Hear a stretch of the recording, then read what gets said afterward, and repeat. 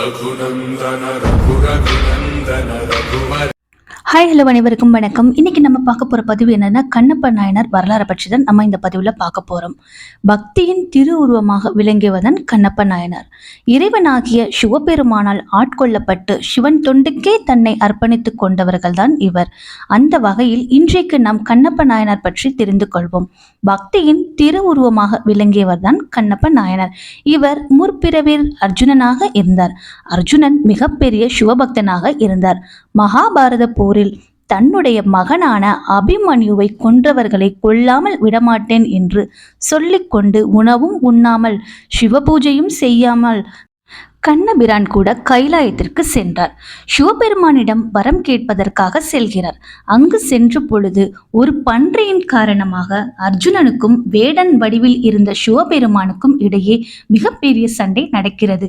வேடன் வடிவில் இருப்பது சிவபெருமான் என்று அறியாமல் வேடன் தானே என்று வேடன் குலத்தை திட்டினான். உடனே தன்னுடைய திரு உருவத்தை அர்ஜுனனிடம் காட்டி, அர்ஜுனா, உனக்கு என்ன வர வேண்டும் கேள் என்று கூறினார் சிவபெருமான். உடனே அர்ஜுனன் தன்னுடைய தவறை உணர்ந்து அவரிடம், ஐயனே, உன்னை என்றுமே மறவாத வரத்தை தர வேண்டும் என்று கேட்டார். அர்ஜுனன் வரம் வாங்க வந்ததே தன்னுடைய மகனை கொண்டவர்களை கொல்ல பாசுவத கனி வாங்க வந்தவர். அவ்வாறு கேட்காமல், ஐயனே, எனக்கு இடையாறாத பக்தியை தர வேண்டும் என்று மாற்றி கேட்டார். சிவபெருமான், மகனே அர்ஜுனா, நீ அபிமன்யுவை கொண்டவர்களை கொள்வதற்காக மனதிற்குள்ளே கேட்டாயே பாசுவத கனி, அதனை நான் எப்பொழுது உனக்கு தருகிறேன். ஆனால் நீ அடுத்த பிறவில் இப்போது நீ கேட்டாயே ஒரு வரம், இடையாறாத பக்தியை தர வேண்டும் என்று. அந்த வரத்தை நான் உனக்கு அடுத்த பிறவியில் தருகிறேன் என்று சிவபெருமான் சொன்னார். ஆனால் நீ என்னை திட்டினாயே வேடன் என்று. எனவே நீ அடுத்த பிறவியிலே வேடர் குலத்தில் பிறந்து ஒரு பன்றியின் காரணமாக காளஹஸ்தியில் என்னை கண்டு முக்தி பெறுவாய் என்று கூறினார். இதுதான் கண்ணப்ப நாயரின் முற்பிறப்பு வரலாறு. வேடர் குலத்தில் ஒரு தலைவர் இருந்தார். அவர் பெயர் நாகன். அவருடைய மனைவி பெயர் தத்தை. இந்த நாகனுக்கும் தத்தைக்கும் நீண்ட காலமாக குழந்தை இல்லை. இதனால் இவர்கள் இருவரும் முருகப்பெருமானை நோக்கி தவம் செய்தனர். முருகப்பெருமானின் திருவருளால் நாகனுக்கும் தத்தைக்கும் ஒரு அழகான ஆண் குழந்தை பிறந்தது. அந்த ஆண் குழந்தைக்கு திண்ணன் என்று பெயரிட்டு வளர்த்து வந்தார். திண்ணன் சிறு வயதிலேயே காட்டிற்கு சென்று புலிக்குட்டியை பிடித்து வந்து வீட்டின் முற்றத்தில் கட்டி போட்டு விடுவான். அந்த அளவிற்கு வீரமுடன் இருந்தான். திண்ணன் 7 வயதிலேயே வில்வித்தையை கற்றுக்கொண்டு நல்ல திண்மையாகவும் வேடவர் குலத்திற்கு ஏற்ற தைரியசாலியாகவும் இருந்தார். வேடவர் தலைவனாகிய நாகனுக்கு இப்பொழுது வயதாகிவிட்டது. வேட்டைக்கு இவர்கள் செல்லாததால் மலைப்பகுதியில் விளையக்கூடிய பயிர்களை எல்லாம் விலங்குகள் அழிக்கத் தொடங்கின. இதனால் வேடர்கள் எல்லோரும் மிகுந்த வருத்தத்திலே இருந்தனர். இதனால் வேடர்களின் தலைவனாகிய நாகன் தன்னுடைய வேடவ இன மக்களை எல்லாம் அழைத்து, எனக்கு வயதாகிவிட்டது, என்னால் இனி வேட்டையாட முடியாது, அதனால என்னுடைய மகனான திண்ணனை தலைவனாக அறிவிக்கிறேன் என்று கூறினார் நாகன். தலைவனான திண்ணன் வேட்டையாட வில்லும் வாளும் கொண்டு சென்றார். திண்ணனுக்கு நாணன் காடன் என்ற 2 நண்பர்கள் இருந்தனர். ஒரு நாள் திண்ணனும் நாணனும் காடனும் காட்டுக்கு வேட்டையாட காட்டிற்கு சென்றனர். காட்டில் ஒரு பன்றி திண்ணனாரின் அருகிலேயே ஓடி ஓடி வந்து கொண்டிருந்தது.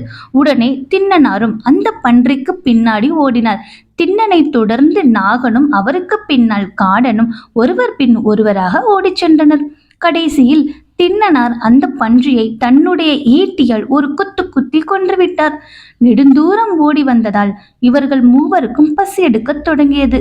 அப்போது திண்ணன் தனது நண்பர்களிடம் குடிக்க தண்ணீர் கேட்டார். உடனே அவருடைய நண்பர்களான நாணனும் காடனும் திருகாலத்தி மலைக்கு திண்ணனை அழைத்து கொண்டு சென்றனர். அங்கு நதிக்கரை திண்ணனின் நண்பன் காடன் அந்த பன்றியை சாப்பிடுவதற்கு நெருப்பு மூட்டிக்கொண்டு இருந்தார். அப்பொழுது திருக்காலத்தி மலை உச்சியில் உள்ள சிவபெருமானை பார்க்க நாணன் தன்னுடைய நண்பனான திண்ணனாரை அழைத்து கொண்டு சென்றார். திருக்காலத்தி மலையில் உள்ள சிவபெருமானை பார்த்த திண்ணன் அவரை பார்த்து, சிவபெருமானே, இந்த கொடிய காட்டின் எப்படி தனியாக இருக்கிறீர்கள் என்று கூறி வருத்தப்பட்டார். அதன் பிறகு, நான் உடனே உங்களுக்கு சாப்பிடுவதற்கு ஏதாவது கொண்டு வருகிறேன் என்று சொல்லி தன்னுடைய நண்பன் காடன் சுட்டு வைத்திருந்த பன்றி இறைச்சியை பார்த்தார். அந்த இறைச்சியில் எந்த பகுதி சுவையாக இருக்கும் என்று நினைத்து அந்த பகுதியை சாப்பிட்டு பார்த்து அந்த எச்சில் இறைச்சியை ஒரு இலையில் சேர்த்து வைத்து அதனை சிவபெருமானுக்கு கொண்டு செல்லலாம் என்று எடுத்துக்கொண்டு செல்ல, ஐயோ, இறைச்சி சாப்பிட்டால் சிவபெருமானுக்கு தண்ணீர் தாகம் எடுக்கும், எனவே தண்ணீர் எப்படி கொண்டு செல்வது என்று எண்ணிக்கொண்டு அருகில் இருக்கக்கூடிய தண்ணீரை தன்னுடைய வாயில் முகர்ந்து வைத்துக்கொண்டு உடனே திருக்காலத்தில் இருக்கக்கூடிய சிவபெருமானின் ஆலயத்திற்கு சென்றான் திண்ணன். அதன் பிறகுதான் கொண்டு வந்த இறைச்சியும் சிவபெருமானுக்கு படைத்தார் திண்ணன். பின்னர் வாயில் முகர்ந்து கொண்டு வந்த நீரை மஞ்சன நீராக எண்ணி சிவபெருமான் மீது உமிழ்ந்து விட்டார்.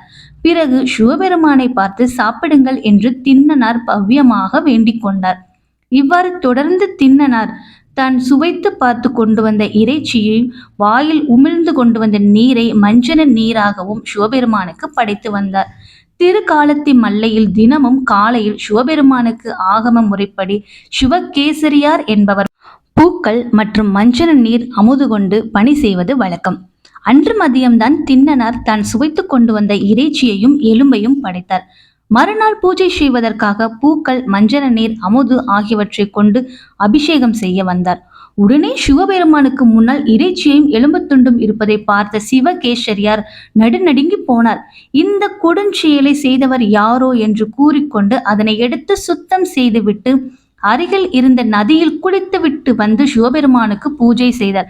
இப்படி 4 நாட்கள் சென்றது. இந்த 4 நாட்களும் சிவகேசரியர் பூக்களும் மஞ்சன நீரும் அமுதும் கொண்டு வந்து அபிஷேகம் செய்துவிட்டு செல்வார்.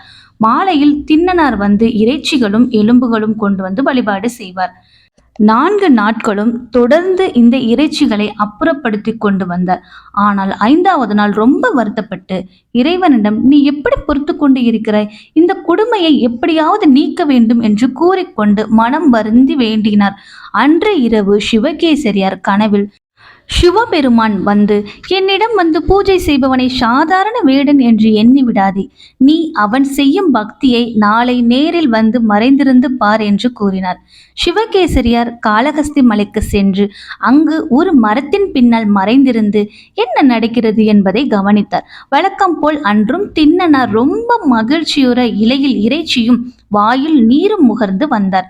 அப்பொழுது சிவபெருமானின் ஒரு கண்ணில் இருந்து இரத்தம் வடிந்து கொண்டு இருந்தது. உடனே திண்ணன் சிவபெருமானை அப்பா என்று ஓடி வந்து அலறிவிட்டார். இதனால் வாயில் இருந்த மஞ்சன நீர் கீழே வடிந்தது. உடனே ஊனுக்கு ஊன் வினை தீர்க்கும் என்கிற பழமொழி திண்ணனாருக்கு நினைவு வந்தது.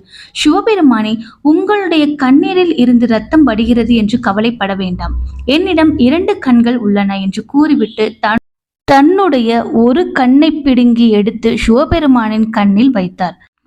அதுக்கப்புறம் சிவபெருமானுக்கு ரத்தம் வடிவது நின்றுவிட்டது. திண்ணனாருக்கு ஒரே சந்தோஷம். சிவபெருமானுக்கு கண்களில் இருந்து வடியக்கூடிய ரத்தம் நின்று விடவே திண்ணனாருக்கு ஒரே சந்தோஷமாக மாறிவிட்டது. அந்த சந்தோஷம் தீருவதற்குள் சிவபெருமானின் மற்றொரு கண்ணீரில் இருந்தும் ரத்தம் வடிந்தது. இதை பார்த்ததும் திண்ணன் சிவபெருமானிடம், சிவபெருமானை வருத்தப்படாதீர்கள், எனக்கு இன்னொரு கண்ணும் இருக்கிறது, அதையும் நான் உமக்கு தந்து விடுகிறேன் என்று கூறிவிட்டு மற்றொரு கண்ணையும் பிடுங்க சென்றார். அப்பொழுது சிவபெருமானுக்கு வைக்கும் பொழுது அடையாளம் தெரிவதற்காக தன்னுடைய காலின் பெரு விரலை அடையாளத்திற்கு சிவபெருமானின் ரத்தம் படியக்கூடிய மற்றொரு கண்ணில் வைத்து ஊன்றி வைத்துவிட்டு அம்பை எடுத்து மற்றொரு கண்ணையும் குத்தும் பொழுது சிவபெருமான் திகைத்து நின்று, பொறு கண்ணப்பா பொறு என்று நிறுத்திவிட்டார். தன்னுடைய கண்ணில் ரத்தம் வடிவதை பார்த்தவுடன், உன்னுடைய கண்ணை பிடுங்கி நீ வைத்ததால் நீ கண்ணப்பர் என்று அழைக்கப்படுவாய் என்று சொன்னார். அது மட்டும் இல்லாமல் நீ இப்போதும் என்னுடனேயே இருப்பாய் என்று கூறி திருக்காலத்தி மலையில் வைத்து முக்தியையும் கொடுத்தார் சிவபெருமான். இந்த கண்ணப்ப நாயனின் வரலாற்றில் இருந்து தெரிவது என்னவென்றால், இறைவனிடம் நாம் எப்போதும் அன்போடும் பக்தியோடும் இருந்தால் முக்தி கிடைக்கும். அது மட்டும் இல்லாமல் பிறவி பிணி கூட நீங்கும். இதைத்தான் இந்த கதை நமக்கு உணர்த்துகிறது.